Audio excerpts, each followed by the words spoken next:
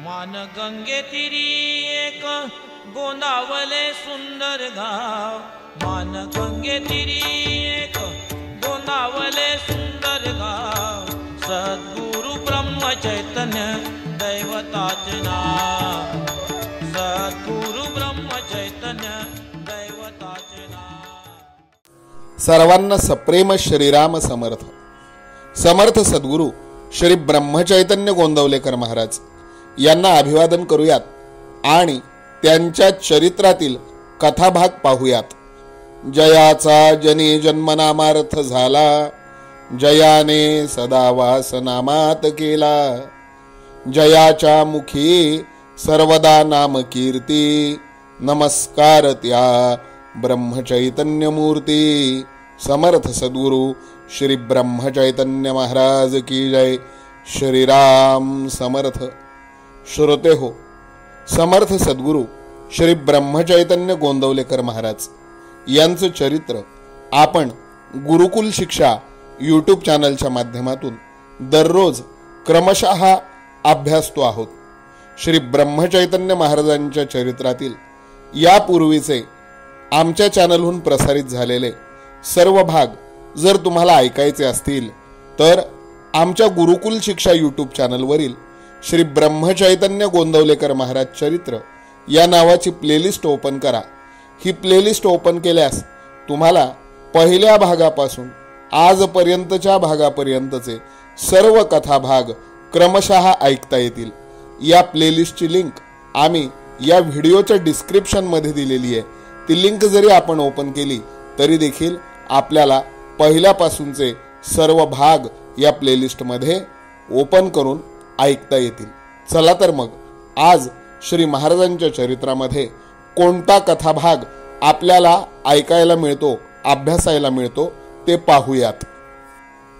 श्रोते हो, समर्थ सद्गुरु श्री ब्रह्मचैतन्य गोंदवलेकर महाराज यांच्या चरित्रांतर्गत महाराजांच्या मुखातनं जी विविध विषयांवरची बोधवचनं बाहेर पडली, ती बोधवचनं सध्या आपण महाराजांच्या चरित्राच्या अंतर्गत पाहतो आहोत। कालपासून आपण महाराजांनी संत या विषयावर ते आपल्याला काय उपदेश केला, त्या उपदेशाचं आपण श्रवण करतो आहोत आणि त्याच्या बरोबरीनं चिंतन देखील करतो आहोत। श्रवणाच्या बरोबरीनं मनन आणि मननाच्या बरोबरीनं आचरण अशी अध्यात्मशास्त्राची पायरी आहे।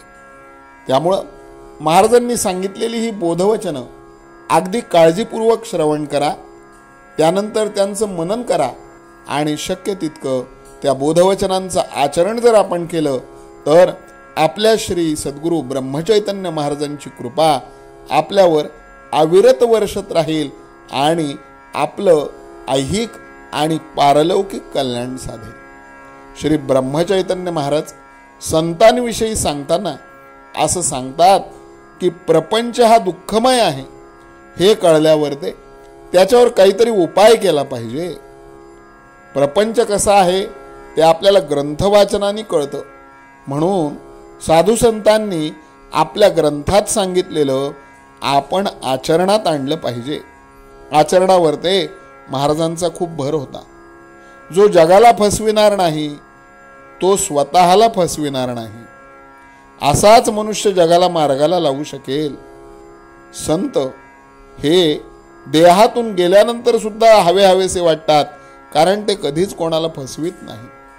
आज आपल्याला आपल्या मनुष्य देहाच्या ध्येयाचा विसर पडला आहे, परंतु संतांनी मनुष्य जीवनाचं किंवा मनुष्य देहाचं किंवा मनुष्य योनीचं ध्येय आपल्याला वारंवार सांगून झोपलेल्या आपल्या सर्वांना जाग केलं।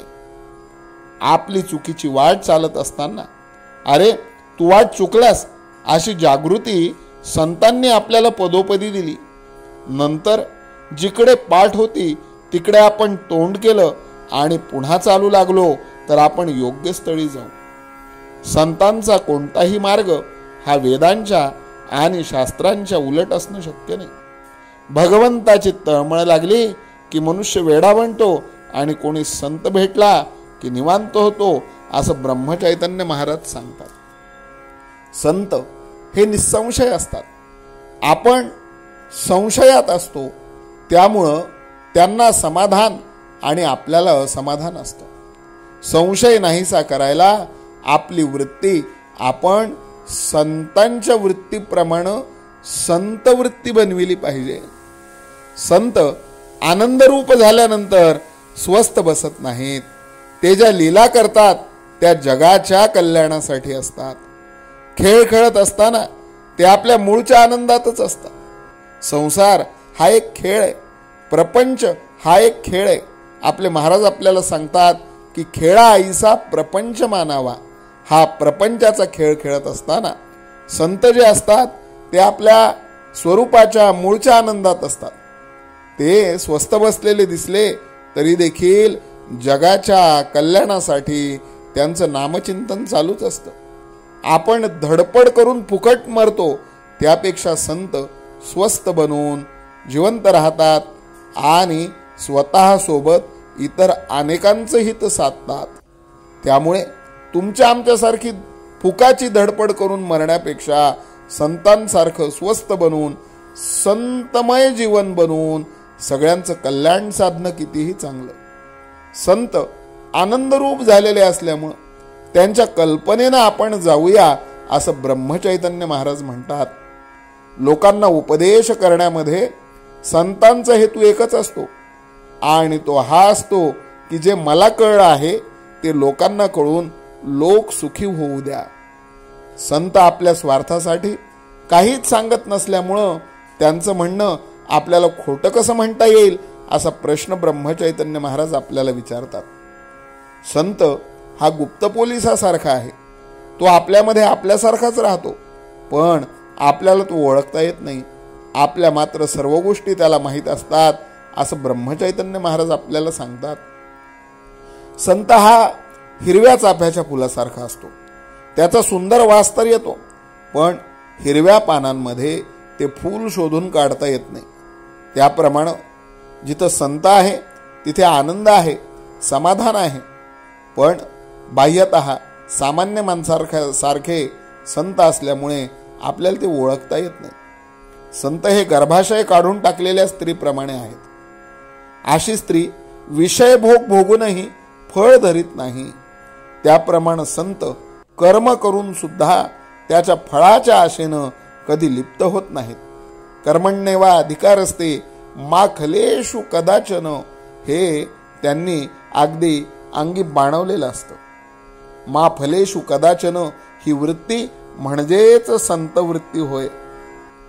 संत देहाचे रोग बरे करीत नसून त्या रोगाची जी भीती आहे ती भीतीच नाहीशी करीत असतात. ब्रह्मचैतन्य महाराजांच्या चरित्राचे आपण आजवर अनेक भाग पाहिले आणि ब्रह्मचैतन्य महाराजांनी आपल्या अनेक साधक शिष्यांच्या अंतःकरणातली रोगाची भीती नाहीशी केली असे कितीतरी प्रसंग महाराजांच्या चरित्रामध्ये आपण सगळ्यांनी यापूर्वी श्रवण केलेले आहेत. अत्यंत चिकाटीनं संतांचा समागम करावा, त्यांची कृपा संपादून घ्यावी आणि मग आपण संत म्हणून मिरवावं असं ब्रह्मचैतन्य महाराज आपल्याला मोठ्या दूरदृष्टीनं सांगतात. संत हे चालते बोलते देव आहेत असं महाराज म्हणतात. सत्पुरुषांचं बाहेरून वागणं किंवा त्यांचा बाह्य वागण्याचा प्रकार त्या त्या देशकालमानानं निरनिराळा असतो, पण आतले भगवंताचे प्रेम मात्र सर्वांचे एकच असले पाहिजे. समजा आपल्या भारतामध्ये एखादा संत हिमालयातला आहे, एखादा संत राजस्थानातला आहे, एखादा संत गंगेच्या काठचा आहे, एखादा संत दंडकारण्यातला आहे, एखादा संत समुद्र तीरावरचा आहे. या सगळ्यांची बाह्य वागणूक ही त्या त्या देशाचारानुसार किंवा त्या त्या काळानुसार वेगवेगळी कदाचित असू शकेल, पण या संतांच्या अंतःकरणामध्ये जो भगवंताच्या प्रेमाचा झरा वाहत असतो किंवा ज्या संताच्या अंतःकरणामध्ये भगवंतावर निरतिशय निष्काम निस्वार्थ प्रेम जे काही असतं ते मात्र सगळीकडे सारखंच असतं. जगाच्या प्रवाहाच्या उलट जायला कसं जावं हे जर शिकायचं असेल तर ते संतांजवळ शिकावं असं ब्रह्मचैतन्य महाराज आपल्याला सांगतात. आपला शिष्य कोणत्या आध्यात्मिक भूमिकेवर ते आहे हे संतांना बरोबर कळतं. हजारो लोक भगवंताच्या नामाला लावावे हेच खरं संतांचं काम होय. संतांच्या जीवनाचा जो काही खटाटोप आहे, जो काही व्याप आहे, जो काही आटापिटा आहे, तो सगळा या कामासाठीच आहे. संतांच्या देहाच्या हालचालींना फारसं महत्त्व देऊ नये. भगवंताचं नाम सिद्ध करून देणं हा संतांचा उद्योग किंवा हाच संतांचा जगावरचा सगळ्यात थोर उपकार आहे, असं ब्रह्मचैतन्य महाराज आपल्याला निक्षून सांगतात. संतांचं घर म्हणजे दवाखाना किंवा तुरुंग होय. तिथं मानसिक रोगी किंवा या प्रपंचाचे गुन्हेगार लोकच असायचे. साधू संतांना आपल्यासारखीच झोप नसते. ज्यानं जन्माला आल्याचं सार्थक केलं त्याची आरती लोक करतात, म्हणून संतांची आरती होते. आपण झोपलेलो असतो, आपण निद्रिस्त असतो, आपल्याला विषय वासनांची गाढ झोप लागलेली आहे. साधू संतांनी विषय वासनांचा त्याग केलाय, त्याच्यामुळे ते आपल्यासारखे झोपेत नसतात, सदैव जागृत असतात. संतांनी खरोखर या मानव देहाचं सार्थक केलंय आणि त्यामुळंच सर्व लोक साधू संतांची पूजा करतात, आरती करतात. संतांना व्यवहारापुरतीच देहाची स्मृती असते. कोणत्याही संताचं चरित्र बघा, त्या संताचं देहावर ते फारसं प्रेम नाहीये. संत पुष्कळ सापडतील, पण ब्रह्मचैतन्य महाराज असं म्हणतात की पतिव्रता सापडणं कठीण आहे.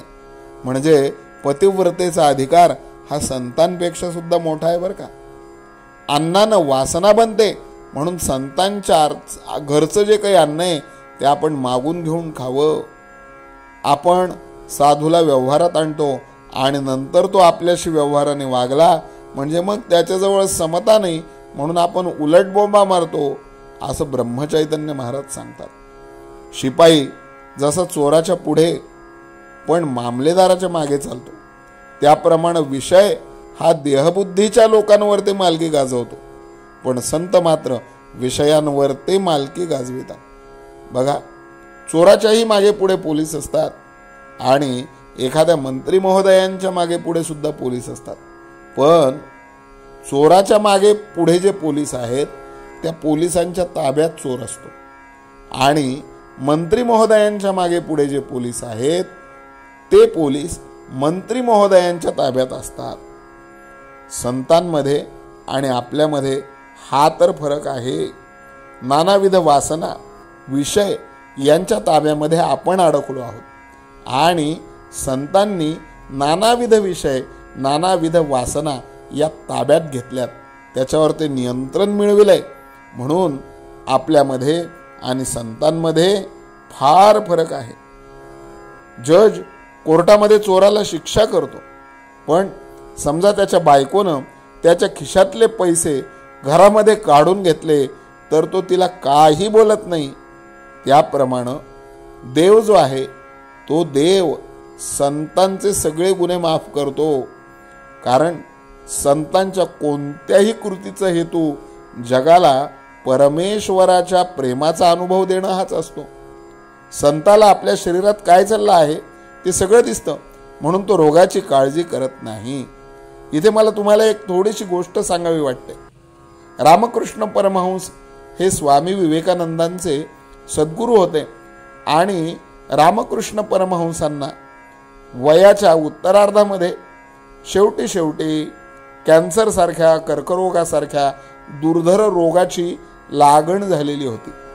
स्वामी विवेकानंद परराष्ट्रामध्ये जाऊन सगळ्या जगाचा मानमरातब मिळून भारतात वापस आलेले होते.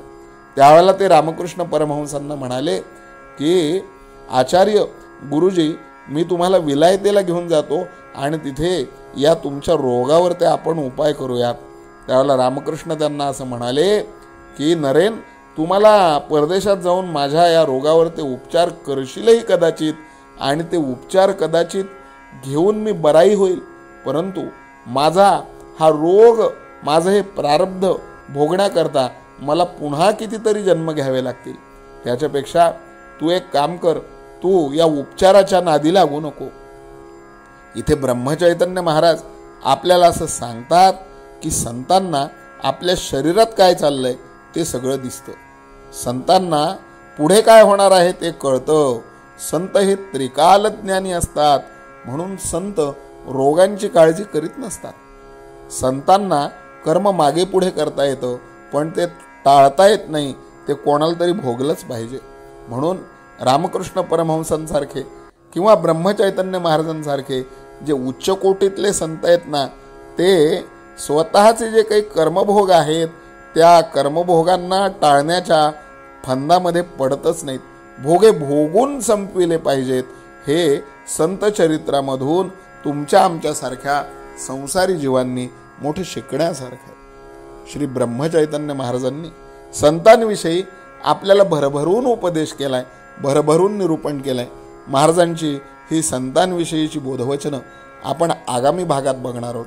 माझी सगळ्यांना विनंती आहे की ज्यांनी ज्यांनी हे चॅनल अद्याप सबस्क्राईब केलं नाही, आपलं गुरुकुल शिक्षा यूट्यूब चॅनल, ते त्यांनी सबस्क्राईब करा. बेल बटन दाबा, ऑल हा पर्याय निवडा, म्हणजे यानंतर येणाऱ्या भागांचं नोटिफिकेशन तुमच्या मोबाईलवर ते तुम्हाला प्राप्त होईल. तुम्हाला हे जर भाग आवडले असतील तर या अगोदरचे सगळे भाग पहा. त्यात ब्रह्मचैतन्य महाराजांचं जीवनचरित्र, त्यात घडलेल्या बऱ्याचशा घटना सांगितलेल्या आहेत. आणि संपूर्ण महाराजांचं चरित्र तपशिलानं ऐकण्यासाठी अगदी पहिल्या भागापासून आज तागायतच्या भागापर्यंतचे सर्व भाग आपण ऐका. हे भाग जास्तीत जास्त लोकांपर्यंत शेअर करा आणि महाराजांचं चरित्र, महाराजांचं वाङ्मय प्रसार करण्याच्या या कार्यामध्ये आम्हाला तुम्ही मदत करा. आज जे काही महाराजांचं चरित्र चिंतन झालं, महाराजांनी जो काही उपदेश केला तो आपण ग्रहण करूयात आणि आपली सद्भावना, आपलं प्रेम महाराजांच्या पायावरती समर्पण करून इथे थांबूयात. उद्या पुन्हा याच वेळेला महाराजांच्या चरित्र चिंतनाकरता उपस्थित होऊयात. तोपर्यंत सर्वांना सप्रेम श्रीराम समर्थ. जानकी जीवन स्मरण जय जय राम. सीताकांत स्मरण जय जय राम. श्रीराम जय राम जय जय राम. श्रीराम समर्थ. देई मला